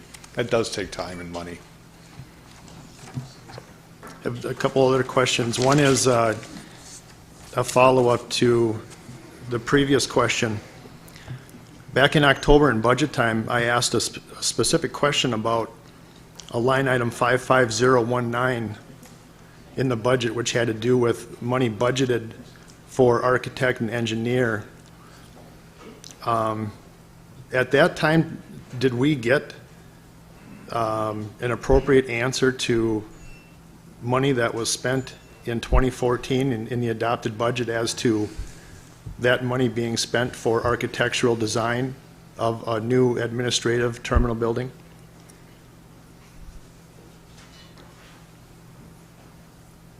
I don't recall the question from the board, from the budget session. Do you know what specifically it was? Well, we had $10,000 in the 2014 adopted budget, and my understanding is that money was spent on architecture and engineering for a new administrative and terminal building, and I think that many of us saw plans for such a building. And also there's another $10,000 which was approved in this year's budget. So I don't know, I don't think that this is the beginning, this $36,000 is the beginning, and I'm not sure that it's the end. Right. Okay, I understand the question now and what the point was.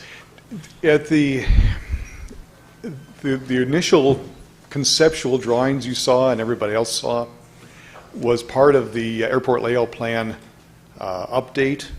That was a separate project, but it's incorporated into that because the north end of the airport is a specific target for updating of the airport layout plan, and that's why we spent the money on that. It was all part of that funded project from the FAA and from the state, and then partial funds from Winnebago County. But again, those are only conceptual, just to give us an idea of what a new potential building may cost and where it be located.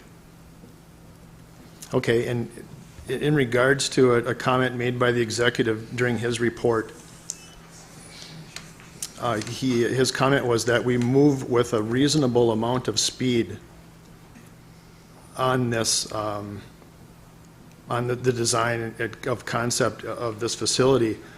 If we approve this, will this drawing, this initial rendering, whatever it is, be ready for that public meeting, which I believe is May 20th? No, there will be nothing available at that time. What the public meeting is for is to get input from the public on what could be, and tenant-wise, who should be in there. For instance, you know, whether there's going to have public meeting rooms, any other ancillary businesses, that sort of thing. We won't have a design by that time. Once they're done with all the interviews and the public meetings, that's when they'll go back and determine whether a new building is feasible, and then start design from there. Okay, yeah, I agree with that. Of course, if you brought it back to somewhere, it just costs more money. In regards to the reasonable amount of time or a reasonable amount of speed, what is the timetable going forward? And has there been anything approved by the Aviation Committee in regards to an administrative terminal building at this point? I believe the consensus from the committee was that they believe the new facility would be in order, make more economic sense for us. Size-wise, we've talked about, but nothing's ever been agreed to that I recall, about half the size of the existing terminal. So I believe the architect told us by about 3 months by the time he'd have this study done. So conceivably we'll be back in summer with some recommendations to this board.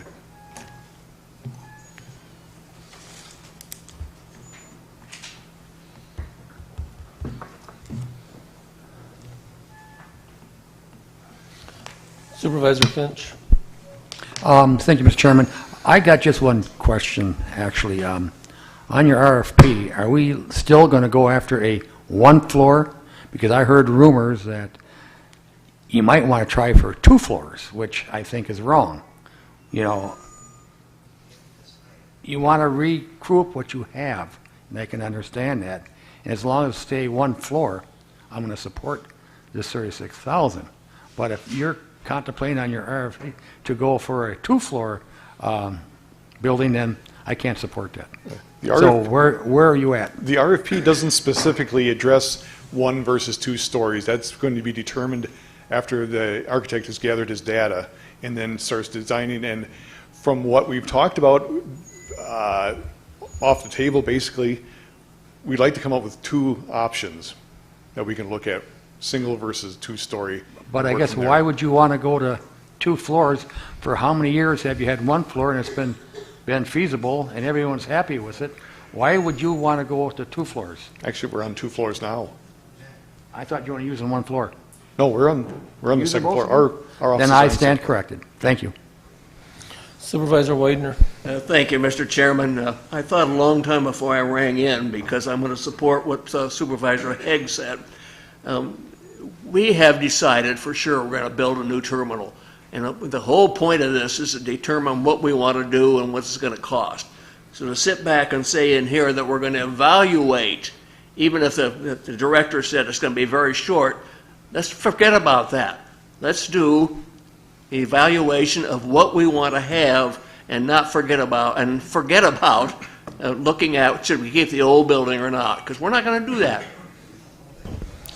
Supervisor Wingren. Thank you, Mr. Chairman. I did not consult with Mr. Haig or Mr. Widener, but Peter, I'm wondering, would you be willing to hire us for a whole lot less than $36,000 to tell you we're not going to remodel or keep the existing building? I swear we could do it cheaper. Well, I'm sure you could, but as my understanding, is that this is the proper procedure for a capital project, is that we must have to evaluate. But you're deceiving people by saying you're going to look at something you're not going to look at. Well, we are going to look at both options. I mean, we have to, in order for me to come up here and present to this board, to say this is the reason why we're going to this route we are. I mean, if I stood up here without doing any kind of work, just saying we're going to do this, I'd get questioned severely, I'm sure. Supervisor Gabbard. Just to clarify my stance on this whole issue, because we've been round and round and round. I sit on the Aviation Committee. I have not decided whether it's 1-story, 2-story. We've had meetings with facilities, joint meetings. The agreement was between both committees that we don't feel that building is worth saving. We haven't actually decided that. I have no idea if it's going to be 1-story or 2. We've seen conceptual drawings on little sheets of 8.5 by 11 paper, which is not plans as far as I'm concerned, showing 1-story, 2-story. We have information from facilities like Elder, what it's going to cost to fix the building. We've weighed those things for almost 2 years now. This is the next step. You guys always approve studies so that we can get to a point. We come back, we bring you what you want. Is it going to cost 36? We had an RFP out there. Maybe it won't be 36, but Omni's an engineering company. They're going to give us conceptual plans now instead of little sketches. I haven't decided who's going to be in there. The tenants haven't decided who's going to be in there. I'm just asking you to approve the $36,000. We do it for studies all the time, and Peter will come back before this board and present it to you, and then we take the next step. Nothing is set in stone yet. We just need to take this first step. Thank you. Supervisor Rowe. Thank you, Mr. Chairman. I wish you could all read my printed agenda, because I wrote with 4 question marks, maybe I'm going to speak on this issue. First of all, other than the Aviation Committee, I think I was probably the first one to publicly state that the existing building should come down. Obviously, I think we all now agree with that. The reason I wrote maybe, because I didn't know how deep of a discussion we were going to get into. It's gotten to the point that I will make comments. I will ask Peter, after the RFP was sent out, you got 4 proposals, correct? Correct. And one of them came from Engbert Anderson? Correct. They were rejected. Correct. One came from CBS Squared, and they were rejected.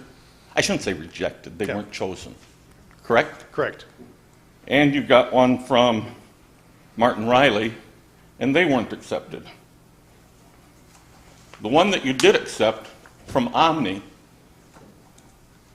specifically states. The other 3 didn't state anything. This one specifically says, replace the building with a 2-story, 14,000 square foot administration building. It just bothers me that when we get into these meetings, it's constantly said, we don't know what we're going to do. It's in black and white from Omni, who was awarded the project, that it's going to be a 2-story building, 14,000 square feet. I'm sorry, Supervisor Gabert, but I have to bring up the second point. The second point goes back to an Aviation Committee meeting on April 9th, 2014, almost a year ago. It says, motion was made by Ms. Gabbert to proceed with the 2-story building on the proposed site not to exceed 14,000 square feet, seconded by Mr. Olson. Motion carried 4-0. To sit here and constantly, month after month, tell us that it hasn't been decided, I guess I'm troubled. I'm troubled that, again, we sit here and say, we haven't decided, but there's documentation that would lean the other way. Thank you. Supervisor Olson. Thank you. I will look Supervisor Rowe directly in the eye and say it has not been decided. That was all preliminary. That was the thought going forward at the time. That was the previous regime, if you will. If we don't want a 2-story building, it's not Omni's decision to make. It's our decision to make. Nothing has been decided. We have not seen specific drawings of this building or this prospective building and what might occupy it. I know we've been going around and around and around on this thing for God knows how long. And I take exception to say that the $36,000 is misleading because with every other project this county has gone forth on, we have spent a heck of a lot more on studies, okay? And we're dickering over $36,000. It just seems to me that whatever little thing the opponents of this project think they're going to bring up to oppose. This has been one roadblock after another during this whole process, and we hear loud and clear from the community from our fellow board members, from everybody else, what their opinions are. And we are going to take those opinions directly, and we are going to take them seriously. And so to put the cart before the horse and accuse us of all these other kind of things is not true. We don't know what this building is going to look like. We don't know if it's going to be 2 floors or 1 floor. We don't know how big it's going to be. That's for Omni to decide in this study, and we do have the right to veto that if we decide that's not the way it's going to be. Thank you. Supervisor Thompson. Thank you. I'm pleased to hear that there seems to be more agreement than I've ever heard before that the building is going to have to be replaced. I should like to express a hope, a strong hope, that before an architect or anybody be chosen to study this, we have a discussion at the board level, and I repeat, at the board level, what exactly are we going to build this building for? What do we want to be in it? Do we want to continue having tenants? Do we want to continue particularly having the rent-a-car thing? I think that should be looked at very carefully before you engage somebody to design the building. On the other end of the building, we have other tenants we may feel very differently about. In fact, perhaps we have some very long leases we can't get out of. I don't know that. But I would hope strongly that at the board level, there be a discussion of exactly what the building should contain in terms of facilities for different purposes before any architect is engaged. We don't know whether we should keep the rent-a-car office there. We don't know whether it's a good idea to have the other tenant in place. We don't know if there are other opportunities for tenants. But all of those things have implications for how large you make the building, and they ought to be discussed at the board level before anybody is engaged to design a building. I'm particularly concerned about, as you can tell, the rent-a-car thing. Perhaps there ought to be some conversations with perhaps the Oshkosh Chamber of Commerce to see if the airport's really a good place to have a car rental place. Maybe downtown is where most of the people who rent cars are going. I don't know, but it would be kind of nice to find out. Supervisor Gabbard. I usually don't speak twice, but I'm going to defend myself. On that given day, Supervisor Rowe, I did make that motion. I never said I didn't make that motion. That was on a specific day. As I sit here tonight, I don't know if I want 1-story or 2-story. I'm assuming that Omni is going to come back with more than one option. I am discouraged that the way the RFP was written, that it's a 2-story, 14,000 square foot building. I wouldn't vote for that on this county board right now today. I'm just asking this board to approve the $36,000 for the study. We took the RFP, we've got it done. I am not sitting here as an aviation committee member or as a county board supervisor saying, yay, I want a 2-story building with 14,000 square foot. That day, I thought that was the best flow for what we were doing at the airport. Since that time, I have taken into consideration everything that everybody has said on this county board about Avis, the Greyhound bus, the FBO. Everything has been in my mind, Kentucky Fried Chicken, whatever. I haven't decided. So now is the time to do the study, bring it back, have the aviation committee look at it, bring it to the county board, then you folks can decide what you want to do. I do believe that we're going to be in agreement the building should not be repaired for the costs that we were presented with. But as of right now, on April 21st, 2015, I am not in favor of anything yet. I haven't seen any plans or specs yet for what we need. Just a clarification. Thank you. Supervisor Wingman. Thank you, Mr. Chairman.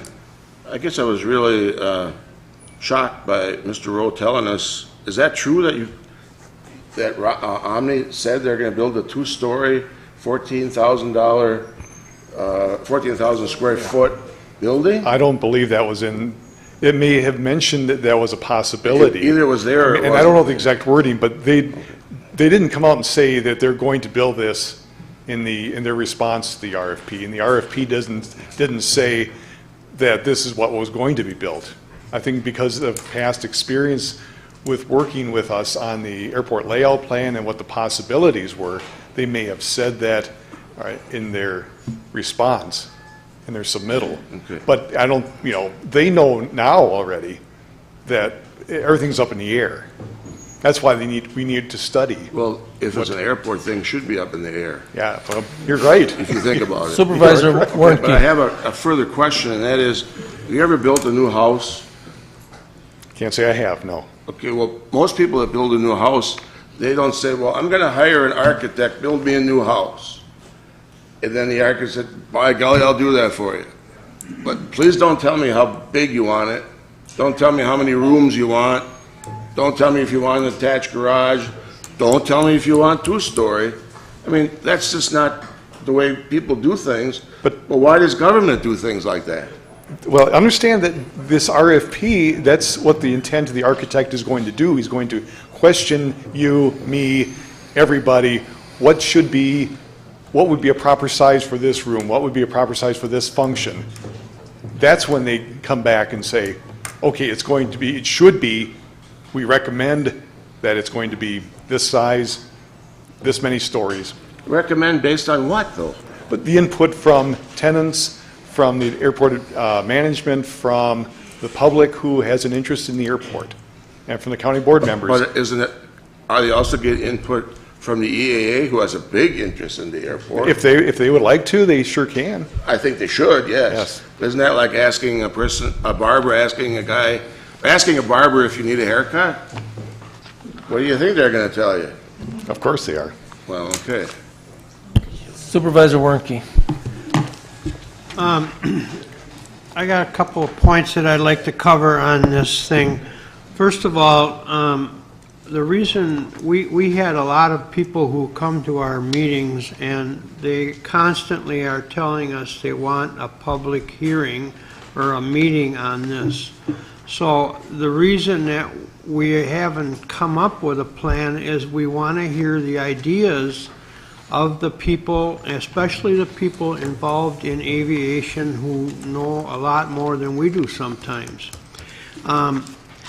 As far as the plan for a two-story building, I mean, there's a reason for that, and that is that if we approve a public area for people to rent as it is out in Coghlan Center, it's going to give us space where we could lock off or block off the actual airport management part of it if we would go with a two-story building. We could do that with a one-story building. They do it at Fond du Lac.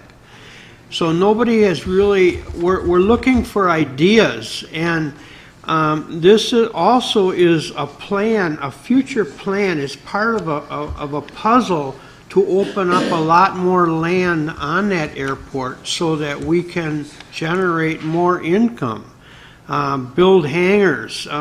We've been told by engineering companies that 20th Street property out by the airport, I mean, that's like having lakefront property. So there's a lot of land out there that can be developed, and this is all part of it. As far as having tenants in this building, it generates income. As you know, when we have rental cars in there, there's a reason why we do it, and even though there's not a whole lot of traffic in there now, there is a lot of traffic from charter planes, and a lot of these people are the ones who rent these cars. The rent-a-car company that's in there now has been an excellent tenant. They are willing to work for us, and if they're going to pay rent, I mean, it's a source of income. Now, I was talking about the public access where we can block it off. You know, the Coghlan Center is full all the time, and I think it would be nice to have a public area in there for people to rent. We rent it out now to a lot of people, And if that's decided that we're not going to do that, the building will be smaller. As far as the tenants go, we really don't want too many tenants in the building itself, but then again, who knows? Maybe there's somebody else that's going to come along. But we want to get the people together to talk about it, and so that's really, everybody's jumping the gun, and all I hear stories about is because we're going to build a two-story building. Well, what's the big deal about a two-story building? I mean, we have plenty of two-story buildings in the county, and it doesn't seem to affect anybody. So let's wait and see what we can come up with. And then after we have this public meeting, then we'll bring out a plan. And then, everybody can pick that one apart. But, we want to move this thing forward. And you talk to Mike Elder, our time the clock is ticking here. That roof is not going to hold up a whole lot longer, or you're going to be spending $1 million to put another one on, and you're going to continue to pay $140,000 to $160,000 a year just for utilities. And that's not even mentioning the stormwater runoff, which we're the highest one in Winnebago County, and we're trying to cut this down. So if we're asking for cooperation is what we're asking for, and we want to move this thing along as fast as we can. And I don't want to see, I like to avoid any more stumbling blocks. So that's all I'm asking right now, is have some patience and we'll get this thing worked out. Thank you. Supervisor Rowe. Thank you, Mr. Chairman. In the spirit of cooperation, I failed to mention when I spoke the first time, I plan to vote yes for this. You might not have gotten that idea, but I do plan to vote yes. There was a statement made about a previous regime. When I spoke about the motion that was made and passed a year ago, I was speaking of the airport director and two supervisors who were in attendance and who made the motion and seconded the motion, so I don't know what the previous regime was. I do have a question, perhaps Peter can answer this. What is the definition of a final, this is out of the RFP, a final comprehensive study? Is that phase 1 or phase 2? I guess that's my question back. I believe it's phase 1. You probably. Well, okay. I'll give you. I'm assuming it's phase 1, so I'll give you the answer. I'm assuming the same thing. Okay. What would happen is then once they determine the needs of all the tenants who may potentially be in that building, that the Omni Associates and I and whomever else wants to make the presentation to this board would come with drawings of floor plan, side views, elevations of what this potential building would be, and be a presentation to this board. That's what I thought it meant. Now I'll finish the sentence. Yep. Final comprehensive study to be completed and submitted by May 15th. That's not going to happen. Well, when we put out the RFP, obviously we didn't have the funding yet in place. That's why we're here to do this. So, is the public input meeting, or I'm sorry, I forget what you're calling it, is that going to be on May 20th? Yes. At the Coughlin Center? Yes. From 5 to 7? Yes. Pardon? 5 to 7. Thank you. That's what preliminarily, that's what I had heard. Yep.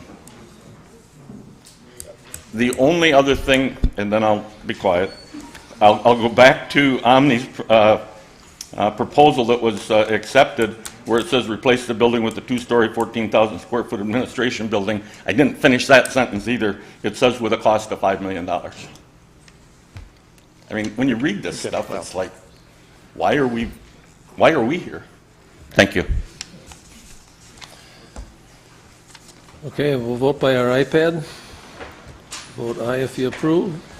The 36,000, no if you don't.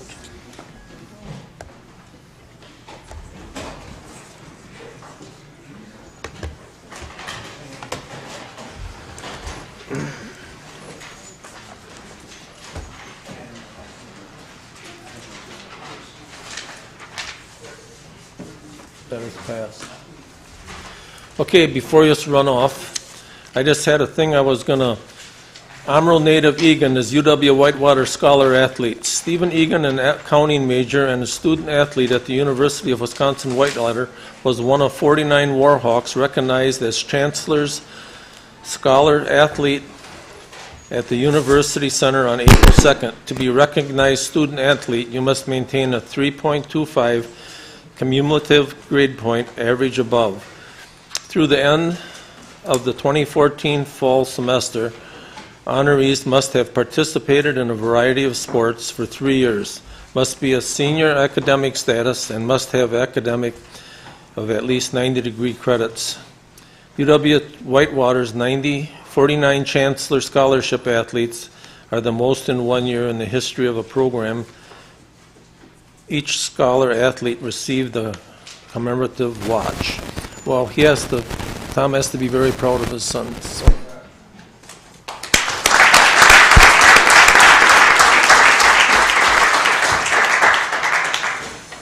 Supervisor Robel. Thank you, Mr. Chairman. I'll move that we adjourn until Tuesday, May 5th, for a special order of business meeting. We are adjourned.